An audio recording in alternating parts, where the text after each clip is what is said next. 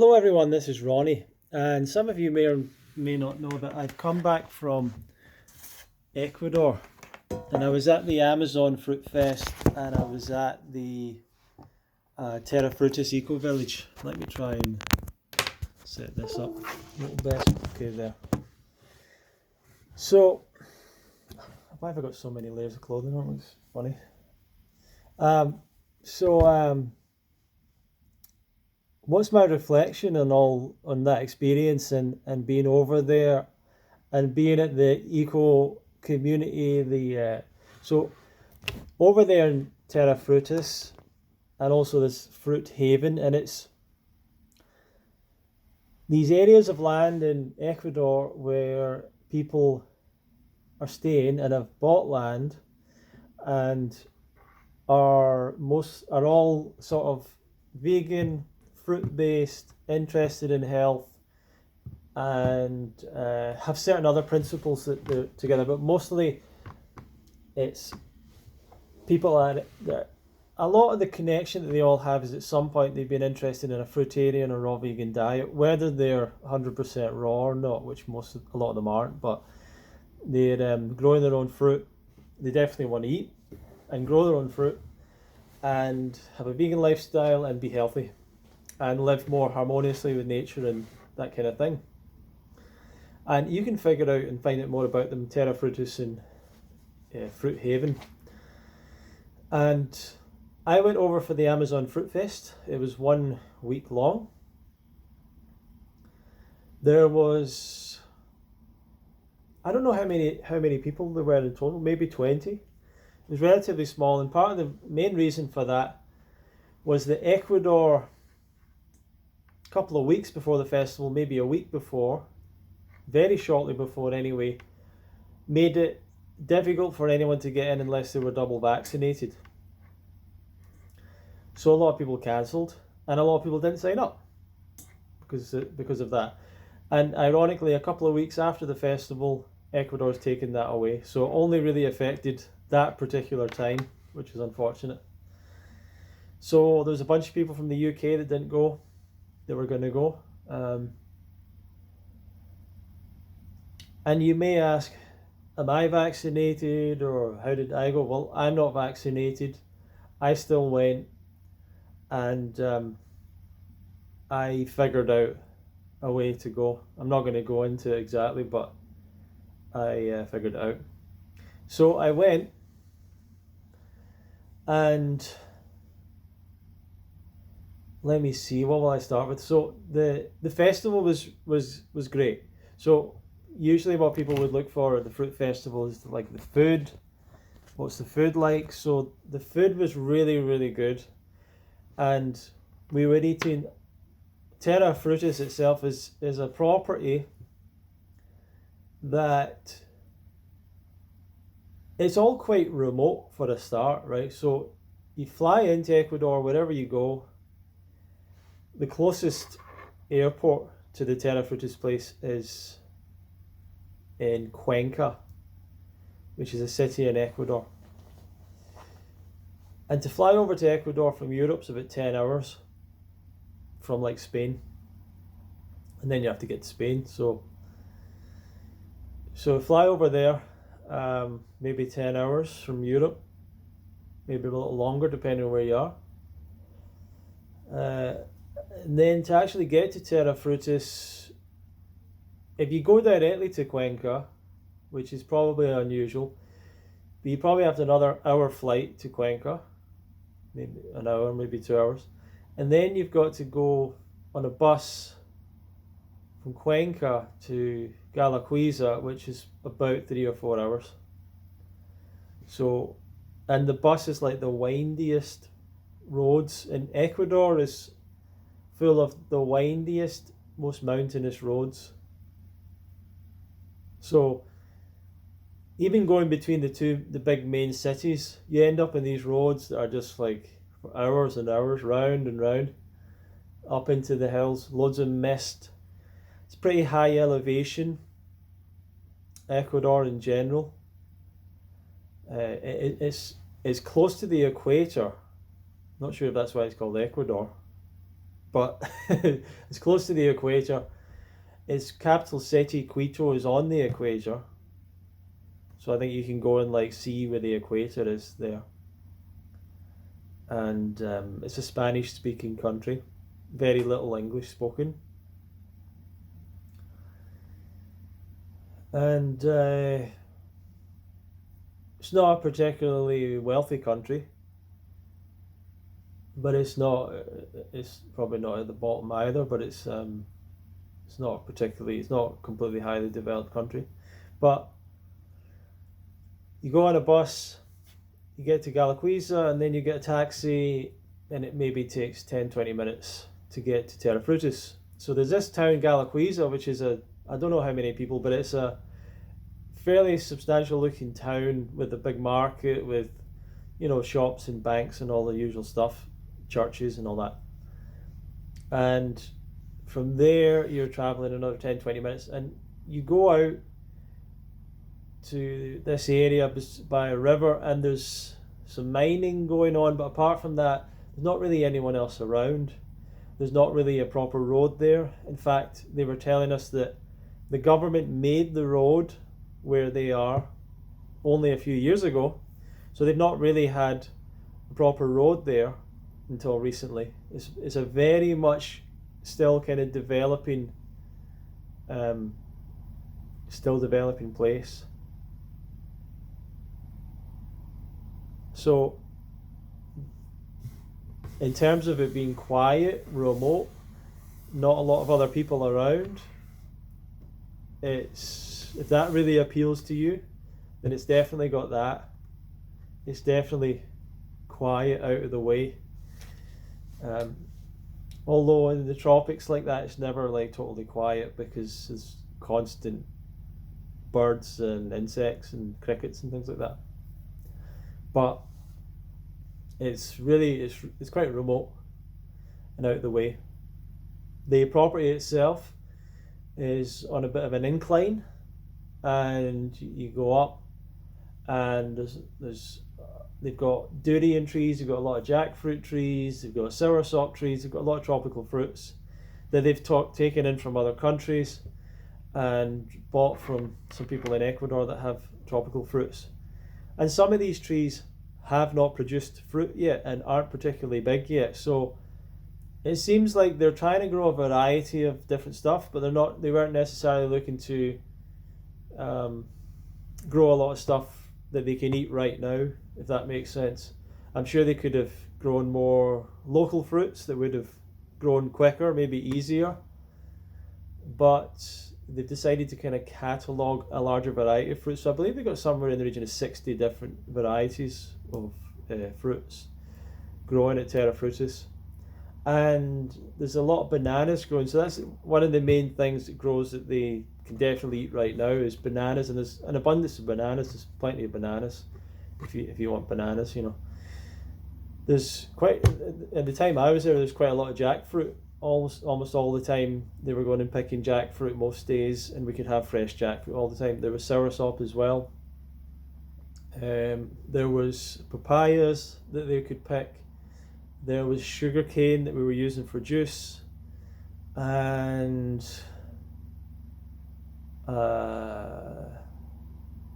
pineapples as well they were growing.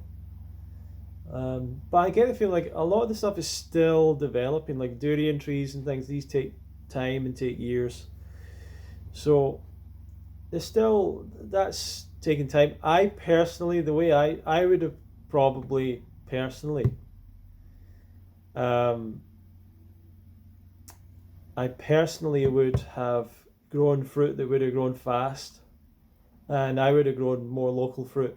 If I had my own land and I was trying to eat off my own fruit and things like that, I would just what grows quick and easy and fast, And I would have bought trees that were already fully grown. I would never try and grow things from seed and things like that. It just takes too long. So that would be my approach. And also I would probably train and cordon things, so I wouldn't just, well, if I was trying to maximize how much I was going to eat and how quickly that would be produced, I would probably train trees on a kind of a system with like dwarf fruit stalks and stuff like that, and just try and get the maximum amount of fruit in the minimum space in the shortest time. Like that's how my mind thinks, because I'm just thinking about eating the fruit. I'm not really thinking about cataloging it. I'm not thinking about the variety of it that much, like as in having as much variety as possible. I'm not thinking of the beauty of the trees. I'm thinking, for part of it, I'm thinking of eating the fruit, having enough fruit to eat. Kind of like if I was a guy going out to the Wild West a couple of 100 years ago, and you've got a little patch of land, and you've got a family, and you've got a horse or something, and you need to figure out how to feed everyone. And you've got this little patch of land, and it's like, okay, potatoes there, oats, blah, blah, blah. And, just be very methodical process, no romanticism around it.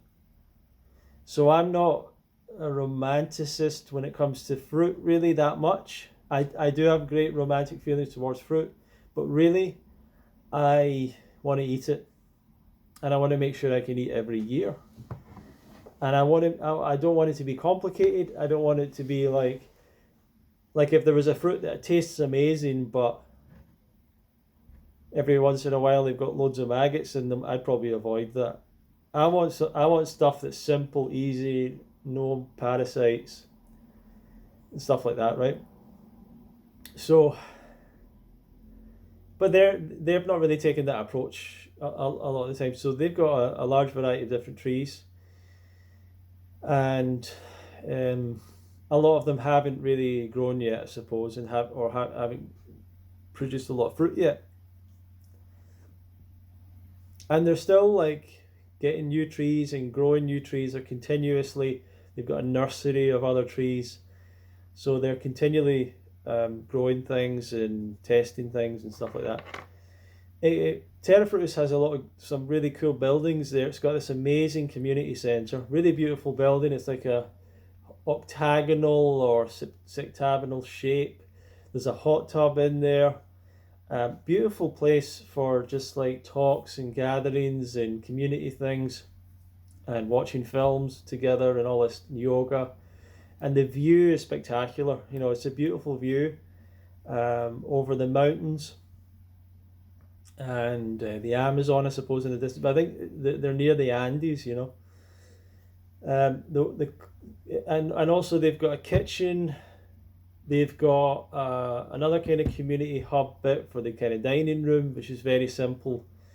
And they've got pretty good Wi-Fi there, surprisingly. Like, the Wi-Fi is actually pretty good. Goes out every now and again, they have to fix it all the time, but the Wi-Fi is pretty strong. Yeah, for accommodations, they have simple buildings, but quite nice, really. They're basically just have... you've got a roof over your head, and you've got mosquito nets, so you don't really have windows, but you've got these panels with like the kind of mosquito netting stuff, so that stops anything getting in. And really, I didn't really think there was much of a problem with any like insects, parasites, or ants or anything like that there, surprisingly. Like, I did get bitten by mosquitoes, but it was... I didn't really notice it that much as being a big deal. Some people were a bit more bothered by it, but I didn't notice it that much. But the rooms were simple. There was no electricity in the room. There was no lighting in the room, so you had candles. The first night I felt a bit cold, but after that I never felt cold. So it was warm at night, and there was plenty of blankets and things like that. So the rooms were simple. But you could have Wi-Fi in your room, so you had to charge up any of your stuff in like the community hub, whatever. But that's okay. So went to the actual festival itself, the classes and the workshops and all that.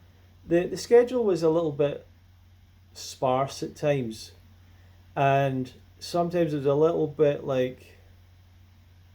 Sometimes things would run on, or would be late, or occasionally things were cancelled, and you didn't know about it till last minute and stuff like that.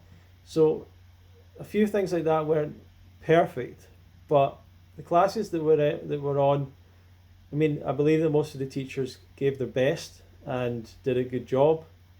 there was not really any classes about eating fruit or about fruit related to health or the fruitarian diet or lifestyle. There was nothing around that topic, and that was funny to me because a lot of the people there have experience with that. I think the Peter in particular, but Peter gave some great talks.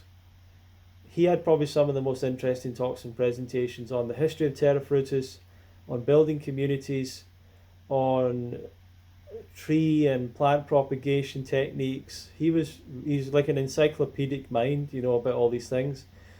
So Peter is really a great asset to the festival, very interesting. And they had a bunch of people like that. I would say there were some teachers that some of their classes were maybe not as, I don't know, were a bit more basic or a bit more simple. Like if you were wanting, if you were already knew something about the subject, or you already knew about that particular activity, you might feel like they weren't a very highly advanced teacher, but that's kind of natural as well. It's probably kind of normal. So some people said, for example, I don't know much about yoga, and I thought what I saw of the yoga was really good. But some were saying, oh, I've been doing yoga for 15 or 20 years. So for them, it was less like under their level. But that's maybe just a one-off person. So, but at the same time, it wouldn't be that difficult to get a yoga teacher with that level of experience. So they're kind of relying on the talents that they have there, and not bringing in too many people specifically for it. But I still think that some of they probably could have made use of some of the people there more that had those kind of experiences and stuff. And yeah, sometimes a little bit sparse in the schedule. There was sometimes a lot of space. If something cancelled, there was all of a sudden 2 or 3 hours. And if there was a lot of stuff to do on the site, apart from like just socializing and being with people, then that would have been fine. But there wasn't a lot of things on the site like activities or a games room or a sports field, or there wasn't that kind of stuff that you could immediately go, okay, I'm going to go and do this with that time. So occasionally you had to kind of find something to do with your own time, I guess, a little bit, but not in a really terrible way, but just sometimes there was a little bit of space in the schedule that felt like a little bit too much. But they said that in previous years people had said there was too much in the schedule, so they're trying to find a balance with that, which is fair enough. There was martial arts classes, yoga. There was kind of a Tai Chi sort of a thing, Tai Kung or something. There was a salsa class. There was a hypnotherapy kind of meditation group sort of thing.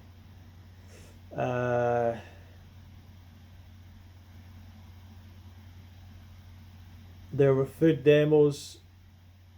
A few of the food demos were kind of unusual because they were about things like fermented nut cheeses and things like that, how to ferment things, and things that a lot of people wouldn't necessarily do following a natural hygiene kind of approach.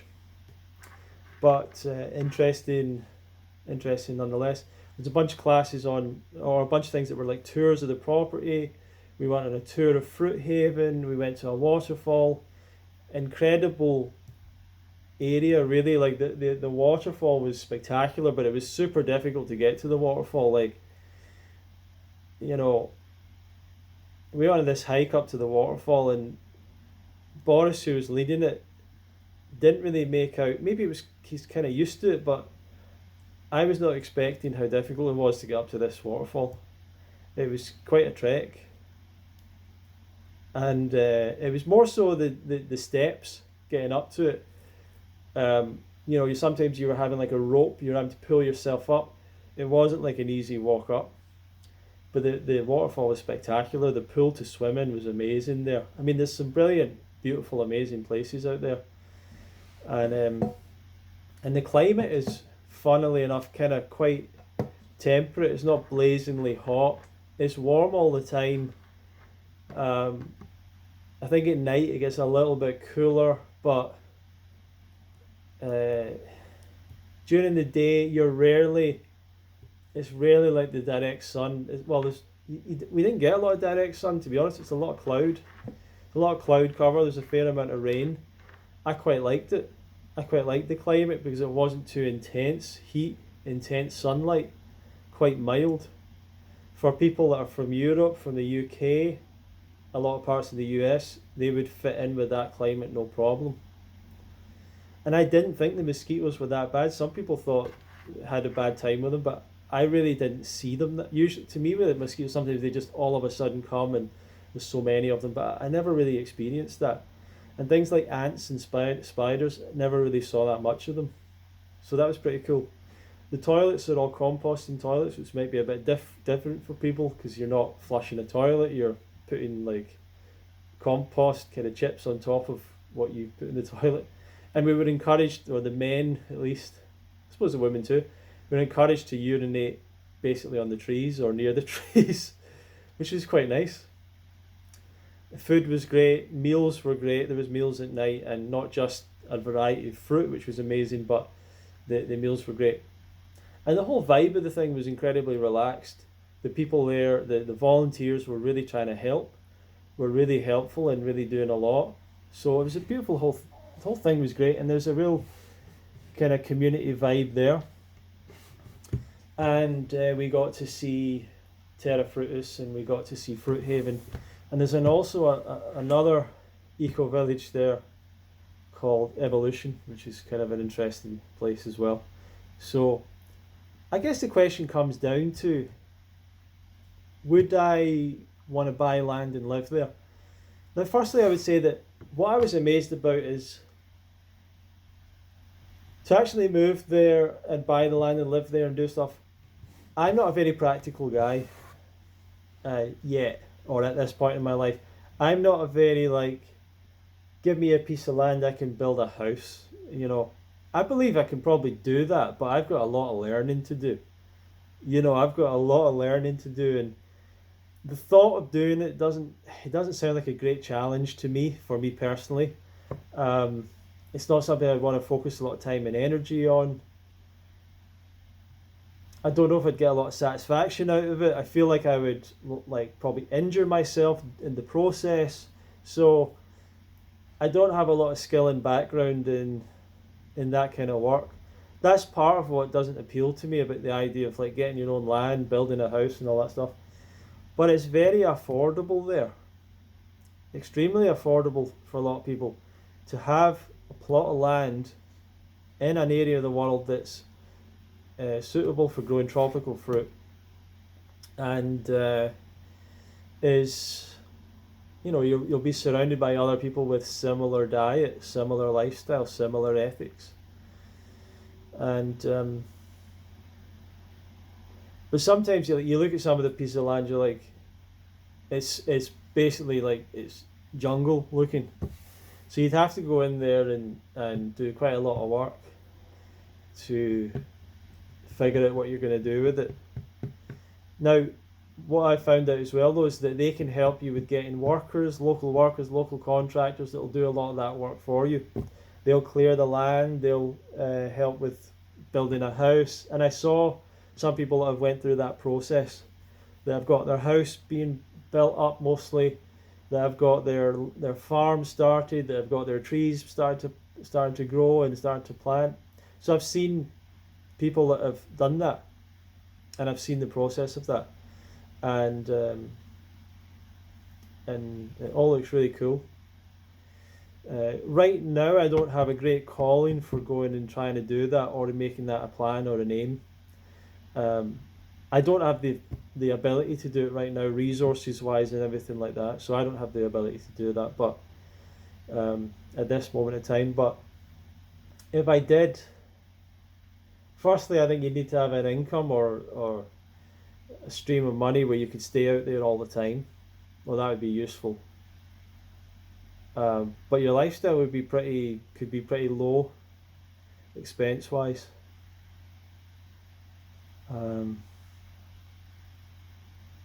I think it's something that would appeal more to people who want to live on their own at this stage. I think if you really want to be out there on your own for a while, get away from everything, be around plants, if that's for you, I think this is something to really look into and see out. And if you want to go and do that, then going to the festival is a great reason to visit. But you can go there and rent a place and just be there for a while and just enjoy the place. And I would say to people to take that idea seriously, because it is a cool place with people that are, fruit loving people. And I do feel like if everything stays stable in that country and that area and whatever, I do think that, and if that place develops, I really think that could be a real centre place where a lot of people are living at one point. Because they've got a system set up where people can buy their own land, they have their own title to it. They basically have contacts to be able to help people grow, build houses, plant the trees and all that. And ultimately, if the person wants to sell the place, they can help with that as well. They've already got there's already a kind of global following of people interested in Terra Fruitis and Fruit Haven who know that they're out there. And so that's all interesting, So it's definitely something to watch out for and keep in touch with. And if that's a calling for you to go out there, then why not? And definitely the festival is worth checking out. And for that time of year, I don't know if there's anything else much on. But it's quite a jaunt if you're coming from Europe. It's quite a jaunt. Maybe from US, not as far, but it's a bit of a jaunt from Europe. But I really enjoyed the experience. I would like to go back. I missed it when I left. I didn't really think I would in a way, but I definitely miss being around the people. I really like the people there. I'm not really at a place in my life where I want to go and just chill out and relax and sort of be away from everything. I think I'm trying to still get part of everything, So, but we'll see. I'm not totally against the idea of going out there someday and living there, but I got nothing. Not to me, I don't see any major disadvantages to being a raw vegan living in the UK, living in Scotland. I honestly don't see this huge problem with it, and a lot of people do. But I think we need to get a message out to more people that you can do this anywhere, really effectively, and happily and all that. So anyway, thank you very much for watching. I'll see you in another video.